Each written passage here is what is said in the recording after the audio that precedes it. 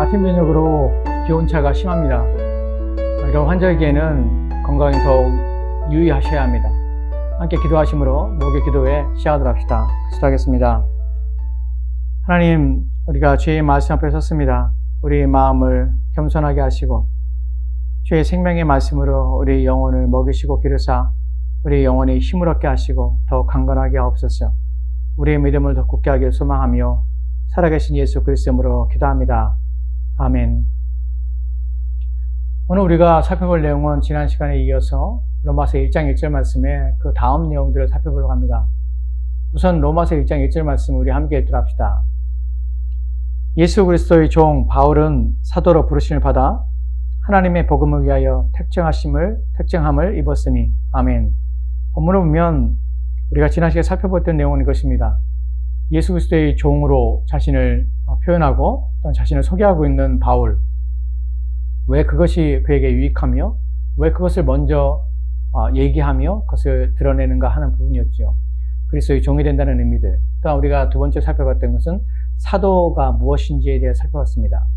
오늘 우리가 살펴볼 내용은 사도로 부르심을 받았다는 의미 속에서 왜 그것을 강조하고 있는지에 대한 또 다른 내용들을 살펴보려고 합니다. 그리고 하나님의 복음을 위하여 택정함을 입었다는 표현 속에서 그가 택정함을 입는 과정 속에서 그가 나타내고자 하는 것이 무엇인지를 살펴보려고 합니다. 맨 마지막에서는 택정함에 대한 단어의 의미들 그리고 그 의미 속에 담겨진 내용들을 함께 살펴보려고 합니다. 1장 1절 말씀은 인사말이지만 이 안에는 바울이 만나지 않았던 또한 일변인식이 없었던 로마 교인들에게 그가 전하고자 하는 복음에 대한 담백하고 또한 진솔할 뿐만 아니라 그 의미와 또한 그 복음의 중요성에 대하여 함축하여 말하고 있다는 사실을 우리가 알고 시작했으면 좋겠습니다. 우리가 생각할 때에 바울이 본문에서 1장 1절 말씀에서 사도성을 강조하고 부르심을 받았다는 걸 강조하고 있고 택정함을 입었다는 표현을 씁니다. 무엇을 위해서? 복음을 위하여. 우리는 그래서 이 속에서 바울이 말하고 있는 핵심을 우리가 발견하게 되는데 바울은 로마 교인들이 자신이 전하는 이 복음이 우리가 이제 로마서는 전체가 바울이 전하는 복음을 함축하여 담아내고 있다고 말씀을 드릴 수가 있는데 이러한 것들을 전하는 데 있어서 이 복음의 기원들, 왜 자신의 택정을 받아서 왜 사도로 부름받아서 그 사도의 부르심의 목적이 하나님의 복음을 위하시라는 것, 이런 것들이 연결되어서 자기의 부르심과 사도성과 또한 그 모든 목적이 하나님의 복음이라는 것에 담겨있어요. 이 복음의 진정성, 이 복음의 기원이 어딘가 하는 부분을 더 강조해서 듣는 자가 이 말씀을 받는 자들에게 영향이 있고 또한 그것을 확신함으로 말미암아서 그들의 신앙과 그들의 삶들을 바꾸는 데 있어서 또한 믿음을 세우는 데 있어서 유익을 주고자 하는 것이에요. 사실은 바울은 로마 교인들을 더 견고하게 하고 싶어 합니다. 믿음 위에 굳건히 세우고 싶어 하는 것이에요. 그래서 우리가 이 복음을, 바울이 전하는 이 하나님의 복음을 우리가 잘 이해하게 되면 우리 믿음이 견고해지고 굳건해질 수 있습니다. 그다음 바울이 어떻게 이 일을 하고 있는지, 어떻게 증명하고 있는지를 우리 성경을 통해 좀 살펴보도록 할게요. 바울은 하나님으로부터 택함을 입었습니다. 복음을 위해서 이 부분들을 우리가 추적해 보도록 합시다. 사도행전 22장 보면은 이런 구절이 있습니다. 22장 7절과 8절 말씀에서 함께 읽도록 합시다. 내가 땅에 엎드러져 들으니 소리 있어 이르되 사울아 사울아 내가 왜 나를 박해하느냐 하시거늘 내가 대답하되 주님 누구시니까 하니 이르시되 나는 내가 박해하는 나세렛 예수라 하시더라. 아멘. 이 구절에서 바울은 자신이 주님과 만났던 그 상황들을 설명하고 있습니다. 이게 간증하는 부분이죠. 또 다른 성경에서 주님이 자신을 만나준 이유, 그 목적이 무엇인지를 더 드러내서 말하고 있는 내용인데 사도행전 26장 16절부터 17절 말씀은 이렇게 기록되어 있습니다. 같이 돌아갑시다. 시작. 일어나 너희 발로 서라. 내가 내게 나타난 것은 곧 내가 나를 본 일과 장차 내가 내게 나타날 일에 너로 종과 증인을 삼으려 함이니 이스라엘과 이방인들에게서 내가 너를 구원하여 그들에게 보내요. 아멘. 본문에서의 바울의 부르심의 목적 속에 마지막 나온 것은 이스라엘과 이방인들에게 그들의 구원을 위해서 주님께서 보내시기 위한 것이에요. 어떤 내용을 담고 있냐면 주님께서 그에게 나타난 것, 곧 내가 나를 본 일과 주님 부활하신 주님을 만났다는 것이죠. 장차 내가 내게 나타날 일에 대하여 종과 증인을 삼으려 했다는 것입니다. 바울은 이것 통하여서 그가 이 택하심을 받았다는 것을 그가 부르심 받아서 사도로서 이 직분을 받았다는 것을 증언하고 또 나타내고 있는 것이에요. 바울은 이런 사실들, 역사적인 사실들, 경험들을 통해서 이런 것들을 자기가 로마서 1장 1절 말씀을 쓰면서 첫 서론 부분에 이러한 부분들을 명시하고 있습니다. 명시하는 이유는 아까 말씀드린 대로 그의 사도성의 중요성입니다. 또한 그가 전하는 복음의 진정성입니다.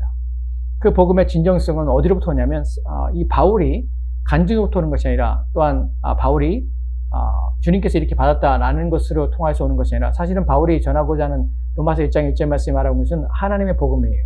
즉 그가 전하고자 하는 로마 교인들에게 보내고자 하는 하나님의 복음은 그냥 자신이 만들어낸 것이 아니란 사실, 자신의 이론이 아니란 사실을 나타내고자 위하는 것이에요.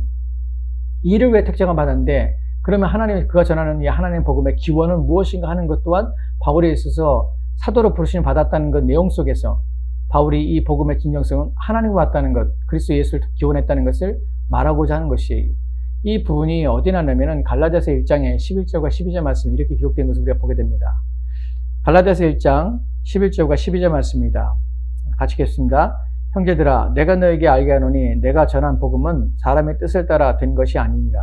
이는 내가 사람에게 받은 것도 아니고 배운 것도 아니요 오직 예수 그리스도의 계시로 말미암은 것이라. 아멘. 본문에 보면 내가 전한 복음, 갈라디아 교인들에게 전한 복음은 사람의 뜻으로 말미암은 것도 따라 된 것도 아니라고 합니다. 그리고 사람에게 배운 것도 또한 사람에게 받은 것도 아니라고 합니다. 여기서 두 가지, 사람에게 배운 것, 받은 것이 아니라고 합니다. 바울이 만났던 사람들이 있지요. 바울은 그가 주님으로부터 부름받아서 이제 광명한 주님을 만나마냐고 그 눈이 멀었을 때 그가 처음 만났던 사람은 아나니아라는 사람입니다. 그 사람을 통하여서 그가 눈을 뜨게 하지만 그를 통해서 배운 것도 아니고 그와 함께 사역했던 바나바를 통해서 아니고 또한 그가 만났던 베드로나 또는 다른 사도를 통해서 그가 받거나 배운 것이 아니라고 합니다. 또한 첫 번째로 그가 말하는 것처럼 사람의 뜻을 따라 온 것도 아니라고 합니다. 이 부분이 말하고자 하는 바울의 의미는 사실 바울은 구약에 정통한 사람입니다. 그는 바리새인이었고 또 가말리엘 문화에서 수학했던 사람입니다. 그는 지식적으로나 또한 탁월한, 우리가 로마서를 보듯이 또한 그의 서신서에서 나타났듯이 그가 글을 쓰거나 또한 그가 말하는 내용이 있어 논리 정연하며 또한 탁월한 이해력과 또한 지적 능력을 가지고 있다는 사실을 우리는 압니다. 바울이 말하고자 하는 핵심은 갈라디아서 1장 11절과 12절 말씀하고 있는 것의 핵심은 뭐냐면 내가 전한 복음의 핵심은 누구냐면 그 기원이 바로 예수 그리스도라는 것이에요. 예수 그리스도의 계시가 복음의 기원했다는 사실이에요. 이것이 말하고자 하는 것이 의도가 무엇이냐면 바울은 그가 지금 전하는 복음 속에서 사람들이 그의 말을 들을 때에 이 말이 사람의 말인지 또한 그로만 이어서 왜냐하면 고린도 교회는 이미 바울에 대하여, 바울이 전하는 것에 대하여, 바울의 가르침에 대해서 의심하는 자도 있었고 바울의 사도됨에 대해서 거부하는 자들, 또 부인하는 자들이 있었기 때문에 그렇습니다. 당시에는 여러분 우리가 생각할 때에 지금 우리는 성경을 전체를 가지고 있습니다. 구약과 신약 성경을 가지고 있기 때문에 우리는 성경을 통해서 이것이 진리인가 아닌가를 성경의 기준을 가지고 우리는 잣대를 가지고 우리는 평가하고 판단할 수 있습니다. 근데 당시에는요, 신약 성경이 없었습니다. 구약 성경만 가지고 있던 것이에요. 사도들이 복음을 전했습니다. 근데 그들이 복음을 전할 때에 사도들만 전한 것이 아니라 다른 사람들도 복음을 전하는 것이에요. 사도들에게 배웠거나 또한 예수님을 통하여서 직접 말씀을 들었거나 한 사람들이 흩어져서 복음을 전하기 시작한 것이에요. 그때 그 복음의 통일성이 필요하고 또한 복음이 정말 주님으로 한 계시성이 필요한 것이에요. 그래야 교회들이 어떤 말씀을 받고 어떤 말씀에 대해서 이것이 하나님께로 왔다는 사실을 우리가 인식할 수 있기 때문에 그런 시대에 바울이 전하는 복음의 기원에 대하여 나는 사도로 부르심 받았고 또 하나님의 복음을 위하여 택정하심을 입었다는 표현 속에서 그는 로마 교인들에게 전하는 것이 자기가 만들어내는 고안해낸 것이 아니라 하나님으로부터 온 계시의 일환으로서 너에게 준 복음이라는 사실로 너희가 받으라는 것을 지금 말하고 있는 것이에요. 사실 이런 의미에서 바울이 데살로니가 교인들에게 말하는 내용들 우리가 참고해 볼 수 있는데 데살로니가 교인들에게 바울이 감사하며 고마워하는 것도 있습니다. 또한 바울이 기뻐하는 것인데 무엇이냐면 그것이 사람의 말로 받지 않고 하나님의 말씀으로 데살로니가 교인들이 하나님의 말씀을 받았다는 사실이에요. 그래서 그들이 믿음들이 소문이 나게 되고 그들의 신앙들이 굳건히 세워지는 것들을 우리가 보게 됩니다. 로마 교인들에게 마찬가지예요. 여러분 이 부분에서 우리가 알게 되는 것이 무엇이냐면 성경에 기록된 것이 바울이 전하는 이 복음이 주님의 계시, 주님으로부터 주어진 것이라고 우리가 인식한다면 우리는 성경을 읽을 때마다 우리가 이미 알고 있습니다.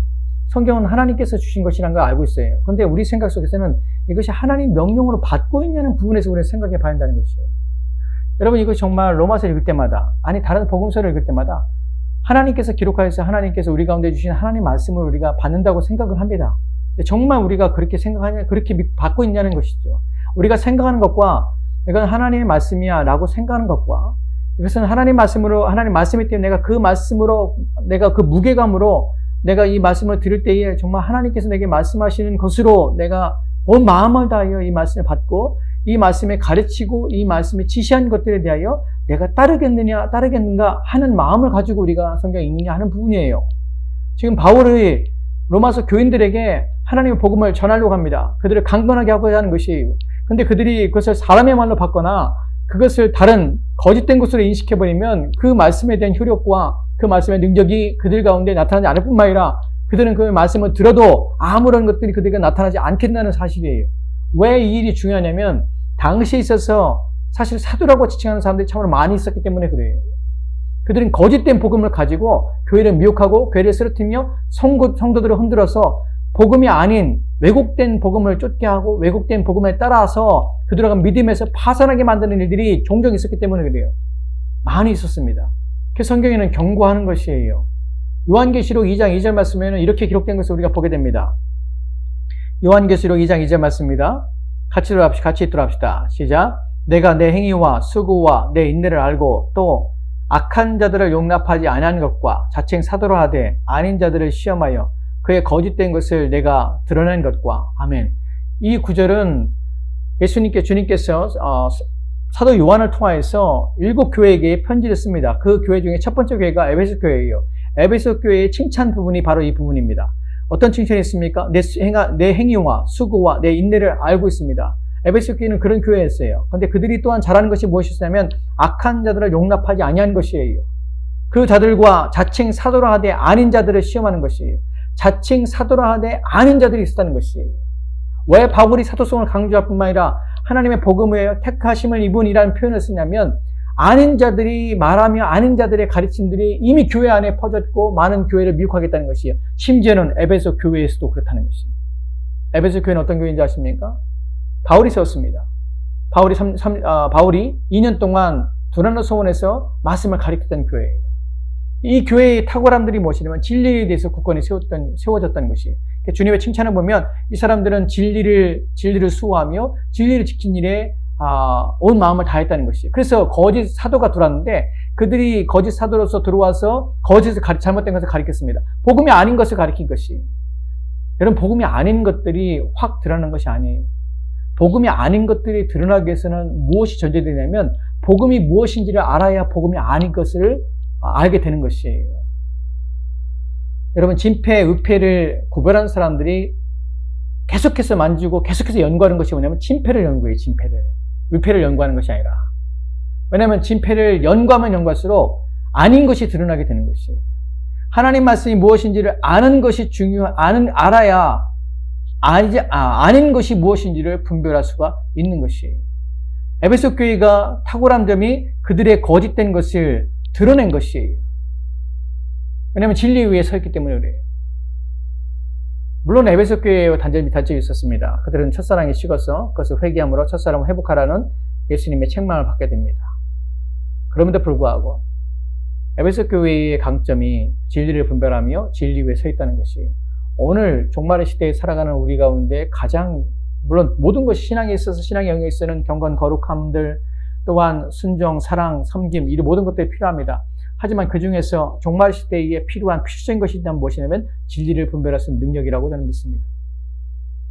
여러분, 마태복음 24장에 보면 예수님께서 성전을 보시고 도로 위에 돌 하나도 남지 않을 것이라고 예언하십니다. 그리고 종말에 대한 내용을 예언하시거든요. 그때의 그 시작이 어떻게 시작하면 제자들이 예수님께 묻는 장면을 시작하지요. 주님, 종말에 어느 때에야 이런 일이 있겠습니까? 그때 주님께서 어느 때라고 말씀하신 거예요. 첫 번째 예수님 말씀이 무엇이었습니까? 미혹되지 말라는 것이. 거짓 선지자들이 일어날 것이다. 적그리스도가 일어날 것이라는 것이. 그들이 너를 미혹할 것이라는 것이. 그때에 미혹당하지 말라는 것이 첫 번째의 종말에 예수님께서 하신 말씀이에요. 오늘 이 시도 마찬가지입니다. 여러분, 왜 우리가 하나님 말씀을 배워야 합니까? 이런 로마서라는 딱딱한 내용들을 우리가 살펴봐야 됩니까? 어떤 교리적인 부분에서 우리가 이해하며 또한 그 부분들을 알기 위해서 애를 써야 합니까? 왜 여러분들은 매일매일 성경을 외워야 됩니까? 왜 하나님 말씀 아는 일에 온 힘을 기울여야 합니까? 왜냐하면 미혹되지 않기 위해서 그래요. 새 속이 교회 안에 들어오고 또한 세상의 것이 교회 안에 들어와서 교회에서 그것이 진리인 양 가르쳐지고 또한 그것을 믿고 그것을 의지하게 한다는 것이에요. 여러분, 이런 것들이 오늘날도 있고 당시에도 있었습니다. 여러분, 우리가 요한계시록에서 7개의 교회 속에서 세속화된 교회들이 있지 않습니까? 그들은 그것이 진리라는 것이 진리 자신들이 떠났다는 사실을 인식조차 못하는 것이에요. 여러분, 오늘날도 우리는 그런 시대에 살고 있습니다. 여러분, 오늘날은 성경 말씀이, 하나님 말씀이 오늘날 만연되어 있지요. 어느 곳에든지 어디서든지 하나님 말씀이 선포되고 하나님 말씀을 가르쳐주고 있습니다. 근데 사실은 가만히 보면 하나님 말씀이라는 타이틀을 달고 있지만 정말 하나님 말씀인지를 살펴봐야 되는 것이에요. 저도 가끔 인터넷에서 다른 분들의 설교나 또한 성경의 가르침들을 듣게 됩니다. 사실은 이런 말씀을 드리기 좀 뭐하지만 정말 왜곡된 것이 너무 많아요. 아닌 것이 너무 많아요. 세속의 가정에서 교회 안에 들어서 가르쳐져서 사람들로 하여금 이 땅의 평안함과 또한 세속에 물들어서 이 땅의 것들을 추구하며 살게 합니다. 그리스도께 온 힘을 기울이지 않게 하고 자기 자신을 어떻게 생각하며 하나님 말씀 앞에 자기 자신을 저 복종하는 일들에 대하여 그 모든 것들에 대하여 개의치 아니하며 오직 이 땅에서 번영과 성공과 잘됨에 대하여 그것에 대해만 가르쳐지고 모든 것들을 하나님을 통하여서 얻어지는 모든 것들을 통해서 자기의 인생의 유익함과 기쁨과 즐거움을 삼기 위해서 노력하라는 설교들이 얼마나 많은지 모릅니다. 사실 본문으로 돌아와서 오늘날도 여러분도 알지 못하지만 사실은 교회 안에서도 사도적인 계승을 가지고 있는 교회라고 자칭하는 자들이 있습니다. 여러분, 그런 이단들이 있습니다. 그런 사람들이 지금도 있습니다. 여러분, 그런 사람들뿐만 아니라 베드로의 사도성을 계승했다고 말하는 사람도 있습니다. 누구입니까? 교황이 그래요. 여러분, 그 사람은 사도의 사도성을 계승받아서 자기가 교황이 됐고 또한 그것이 계승된다고 생각하는 것이, 여러분, 사도성이라는 것은 결코 계승되지 않습니다. 왜 계승되지 않냐면 그렇게 될 수 있는 것이 아니기 때문에 그래요. 우리가 성경을 통해서 두 구절 통해서 이런 것들을 우리가 살펴볼 수 있는데 골로새 1장 1절 말씀을 보면 이렇게 기록되어 있습니다. 골로새 1장 1절 말씀이에요. 함께 읽도록합시다. 시작.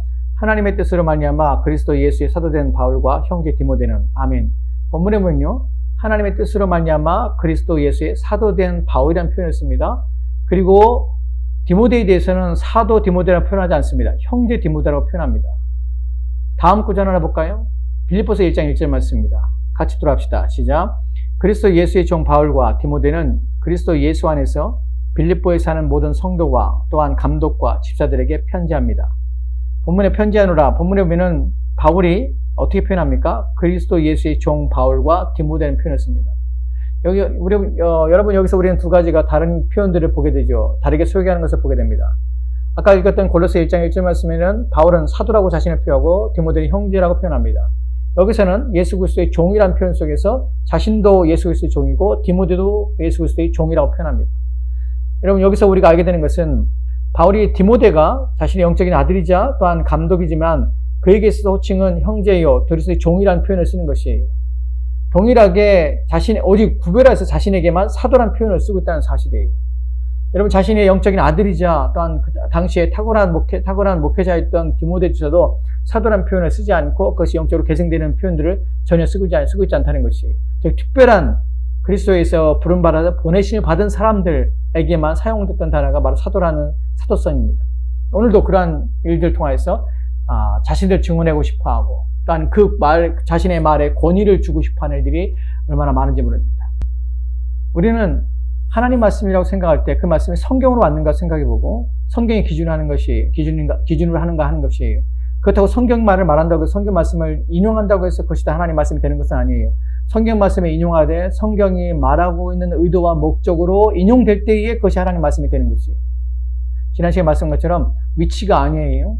그 사람이 어디에 서 있냐가 하나님 말씀에 대언하는 것이 아니에요. 그 사람이 교회 위에 서 있다고 해서 그 사람이 하나님 말씀을 전하는 것이 아니에요. 그 사람이 목사라는 타이틀을 가지고 있다고 해서 하나님 말씀을 전하는 것이 아니에요. 성경에 기준하고 있는가? 그 기준에 그가 이해하며 인용하고 있는 그 말씀이 정말 하나님의 말씀의 의도와 목적에 부합한가 할 때 하나님 말씀이 되는 것이에요. 이것을 어떻게 합니까? 하나님 말씀을 알아야죠. 알지 못하면요, 거짓된 것을 쫓아가는 것이에요. 잘못된 걸 쫓아가는 것이에요. 누구에게 책임이 있습니까? 게으른 자신에게 책임이 있는 것이에요. 하나님 말씀을 배우는 일에 등한시했고 하나님 말씀을 읽는 일에 등한시했고 하나님 말씀을 아는 일에 등한시했기 때문에 그 미혹은 자신의 책임입니다. 우리가 데살로니가서 보는 것이 그래요. 자신의 책임이에요. 미혹하는 영을 보낼 때 그 미혹에 미혹되는 것은 자신의 책임입니다. 그렇기 때문에 지금은 성경에서 우리가 말한 것, 성경에서 우리 경고하고 권면하는 것처럼 종말의 때에 성도들에게 요구되는 것이 깨어있는 것이 하나님 말씀 앞에 깨어있고 하나님 말씀을 배우고 익히는 일에 온힘을 기울여서 자신의 영혼을 지키는 일에 온힘을 다해야 되는 것이. 본문에서 다시 본문으로 돌아가서 로마서 1장 1절 말씀을 다시 한번 돌아갑시다. 이 말씀에서 이제 나머지 중요한 부분들을 우리가 살펴보려고 합니다. 로마서 1장 1절 말씀 함께 읽도록합시다. 예수 그리스도의 종 바울은 사도로 부르심을 받아 하나님 복음을 위하여 택정을 입었으니 아멘. 이제 본문에서 나머지 부분이 무엇이냐면 택정을 입은이라는 표현 속에서 우리가 오늘 이해하고 또 우리가 주는 유익이 무엇인가를 살펴볼 것이에요. 이제 지금 본문에서 택정함이라는 것은 왜 이런 표현을 썼는가? 이 표현의 이 단어의 의미가 무엇이냐면 구별했다는 표현이에요. 오늘 이 본문 속에서 우리가 살펴보고 또한 이해하고자 하는 것은 무엇이냐면 하나님이 하신 일들에 대해요. 본문 속에 바울이 말하고자 하는 의도 또한 담겨져 있습니다. 하나님께서 하나님의 일을 할 때에 하나님의 복음을 전하며 이방인과 이스라엘에게 하나님의 복음을 가르칠 때에 하나님께서 어떤 방법과 어떻게 계획하시며 어떻게 일하시며 어떻게 그것을 성취하시는가 하는 부분이에요. 이 단어가 가지고 있는 의미가 바로 그것입니다. 하나님은 하나님의 복음을 위하여 바울을 택정하신 것이, 구별하신 것이. 우리가 하나님께서 하나님의 일하신 방법할 때 하나님은 즉흥적이지 않다는 사실을 먼저 이해합시다. 또한 그때그때에 따라서 상황에 따라서 하는 것이 아니라는 사실을 기억합시다. 하나님의 계획은 창세전에 계획된 것입니다. 하나님께서 어떤 일을 하실 때에 그것은 이미 창세전부터 하나님께서 이미 마련하셨으며 이미 그렇게 하시기로 작정하셨다는 것이에요. 우리는 이런 사실들을 우리는 생각하고 그리고 우리의 구원에 있어서도 이것을 우리는 이러한 성경이 가르치고 있는 것에 근거해서 우리의 구원의 확신과 우리의 구원의 소망을 두고 또한 우리의 구원에 분명하며 또한 추스릴 수 없다는 사실을 우리는 이것의 근거를 가지게 되는 것이에요. 이 부분에 생각할 때 우리는 하나님께서 바울을 택정하실 때에 사도로 부르심 받아 하나님 복음을 위하여 택정을 입을 때에 언제 택정됐다고 생각합니까? 우리는 바울이 회심할 때에 하나님께 택정했다고 생각하지요. 그래서 사도행전 9장에서 주님께서 바울을 만날 때 우리는 그때에 주님께서 그를 부르셨고 그래서 그를 택하셨다고 생각합니다. 바울이 말하는 의도는 그런 의도가 아니에요. 하나님 복음을 위하여 하나님의 일을 위하여 하나님께서는 언제 일하시는가 하는 부분에 대하여 갈라디아서에 보면은 갈라디아 1장 15절 말씀에 이런 표현을 씁니다. 15절 16절 말씀이에요. 함께 합시다. 그러나 내 어머니의 태로부터 나를 택정하시고 그의 은혜로 나를 부르시니가 그의 아들을 이방에 전하기 위하여 그를 내 속에 나타내시기를 기뻐하셨을 때 내가 곧 혈육과 의논하지 아니하고 아멘. 본문에 보면 바울이 자신의 택정하심이라는 표현 속에 구별을 언제 하셨냐면 어머니의 태로부터 나를 구별하셨다고 표현합니다. 그리고 그의 은혜로 부르셨고요. 그리고 그의 아들을 이방에 전하기 위하여 그를 내 속에 나타내시기를 기뻐하셨을 때 이때가 언제? 이때는 바로 사도행전 9장이에요. 이미 하나님께서는 그를 택정하신 것은 언제냐면 그의 어머니의 태에 있을 때에 그를 택정하신 것이에요. 하나님의 일에 있어서 즉흥적이나 하나님의 있어 그때그때 상황에 맞춰서 되는 것은 아닙니다. 그 택함 속에서 이미 모태에서 그를 택하셨지만 하나님께서는 그를 부르실 때에 그때 부르신 것이 아니라 모든 과정들, 필요한 것들을 하나님께서는 허용하시고 또한 그에게 있어야 될 것을 있을 모든 과정들을 하나님께 내버려 두신 것이 사실 우리는 하나님께서 우리를 택하실 때에 그렇게 택정하셨지만 우리는 왜 어느 특정한 시기에 왜 우리를 부르셨는지 우리 알 수 없습니다. 사실 바울에게서는 치명적인 일이 있죠. 그 신앙에서 평생 그의 마음에 한이 되고 짐이 됐던 것도 있습니다. 그가 디모데전서에 말하는 것처럼 죄인 중에 괴수라는 표현들 그리고 모든 사도보다 가장 작은 자라는 표현들 그리고 만삭되지 못한 자로서 자기가 태어났다 사도로서 부름받았다는 사실을 표현하는 것들 또한 그가 교회를 핍박하며 박해했다는 사실들 여러분 하나님께서는 그를 그런 훌륭한 교육 환경들 히브리 문화와 헬라 문화를 다 복합적으로 이해하며 가말리엘 문화에서 수학을 받고 바리새인으로서 또한 정통적인 율법과 이런 정통한 이런 상황에서 그를 부르지 않고 그에게 치명적인 일들을 경험하도록 그의 평생의 후회가 되며 자기 스스로를 낮출 수밖에 없는 그런 상태가 되도록 하나님께서는 내버려 두셨다는 사실이에요. 어떻게 해요? 스데반이 죽는 장면에서 그는 회심하지 않습니다. 그가 돌에 맞아 죽는 것을 마땅히 여기죠. 또한 그는 오히려 교회를 핍박하는 일에 온 힘을 기울입니다. 근데 하나님 그때도 하나님 내버려 두세요.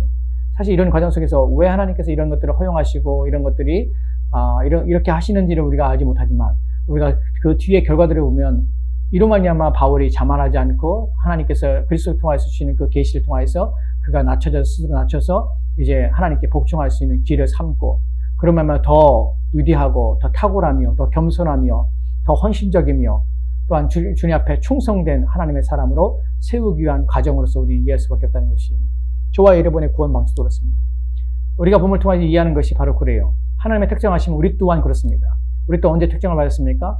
우리 또한 창세전에 특정을 받은 것이에요. 그래서 로마서 8장에 29절 말씀이 이렇게 기록되고 있는 것이에요. 같이 봅시다. 시작. 하나님이 미리 아신 자들을 또한 그의 아들의 형상을 본받기 위하여 미리 정하셨으니 이는 그로 많은 형제들 중에서 맏아들이 되게 하려 하심이니라. 아멘. 본문이면 하나님이 미리 아신 자들을 또한 그 아들의 형상을 본받기 위해서 미리 정하셨다고 합니다. 미리 정하셨는데 언제 정하시고 언제 미리 아신 것입니까? 미리 아셨다는 표현 속에서 이 표현은 창세전이라는 표현이에요. 즉 하나님께서 창세전에 이미 우리를 아셨고 또한 우리를 정하신 것이에요. 그런데 우리는 그럼에도 불구하고 우리는 모태에 태어날 때에 그때 우리는 주님을 만나서 중생하시고 그때 우리를 부르신 것이 아니라 우리 삶들을 내버려 두신 것이에요. 그러면야 우리는 때로는 어떤 예수 믿지 않은 상황에서 우리가 벌이게 된 모든 죄악들과 악함들 또한 우리의 약함들과 또한 우리가 얼마나 허망하며 비참한 삶을 살았는지를 이제 중생 후에 깨닫게 되는 것이에요. 주님께서 우리를 이렇게 부르시면 야마서 우리하고 겸손하게 하고 낮추시는 것이에요. 그리하여 오늘 우리는 이 특정하심을 통해서 이제 우리에게 주신 그 풍성하신 은혜와 하나님의 놀라우신 그 공유가 자비하심에 우리는 찬송을 드리며 또한 하나님을 더 경계할 수밖에 없다는 사실을 알게 되고 오직 감사와 영광을 돌리게 되는 것입니다. 우리 함께 기도하겠습니다. 하나님, 우리를 그리스도 안에서 택하시고 창세전에 우리를 기억하시고 또한 우리를 아시며 그래야 우리를 정하셔서 우리의 인생의 어느 때에 그때 우리를 만나줘서 우리를 그리스도를 알게 하시고 깨닫게 하셔서 새로운 생명 가운데 살게 하시면 감사합니다. 이 구원의 놀라움을 우리가 깨닫고 알아 오직 주께 감사와 영광을 돌리게 할 뿐만 아니라 하나님 말씀 받을 때에 성경 말씀이 하나님께서 나에게 주신 말씀으로 그것을 하나님 말씀으로 깊이 듣고 무게 있게 들어 어떻게 살 것인가 고민하며 실천할 수 있도록 우리의 마음이 이끌어지도록 도와주옵소서. 주께서 우리의 마음과 영혼을 새롭게 하며 이끌어주기 소망하며 감사드리며 살아계신 예수 그리스도로 기도합니다.